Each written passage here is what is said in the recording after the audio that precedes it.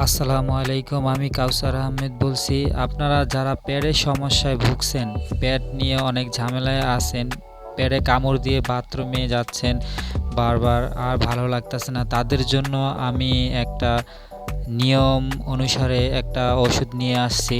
এই যে দেখতে পাচ্ছেন আপনারা, এটা হচ্ছে এটা হচ্ছে কলিকন।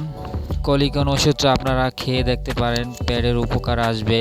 এই কলিকন ওষুধটা পেটের অনেক উপকার করবে, আপনার পেটকে ঠান্ডা। এই যে দেখতে পাচ্ছেন কলিকন ওষুধটা, এই কলিকন ওষুধটা আপনারা খেতে পারেন। আরেকটা ওষুধ খেতে পারেন, এই যে ফ্যামোটিড 20। এই যে দেখতে পাচ্ছেন বন্ধুরা, আপনারা অবশ্যই দেখতে পাচ্ছেন ফ্যামোটিড 20। এই কলিকন ফ্যামোটিড 20 এই দুটা ওষুধ খেতে পারেন।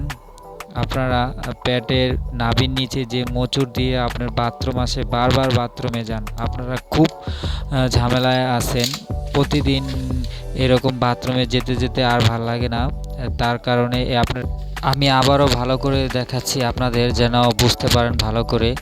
এই দেখেন ফ্যামোটিড 20 আপনারা দেখতে পাচ্ছেন ফ্যামোটিড 20। আর একটা ওষুধ আছে কলিকন, এই যে দেখতে পাচ্ছেন আপনারা, ভালো করে দেখার জন্যই সামনাসামনি। আর এই ওষুধটা হচ্ছে কৃমির ওষুধ। অনেকের দেখা যাচ্ছে কৃমির জন্য পেট ব্যথা করে, কৃমির ওষুধ এই অ্যালবেন ডিএস। আপনারা আসলেই যারা পেটে অনেক সমস্যায় ভুগছেন, তারা এই 3টা ওষুধ আপনারা খেয়ে দেখতে পারেন।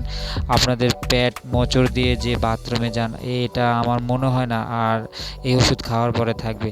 তো আসসালামু আলাইকুম।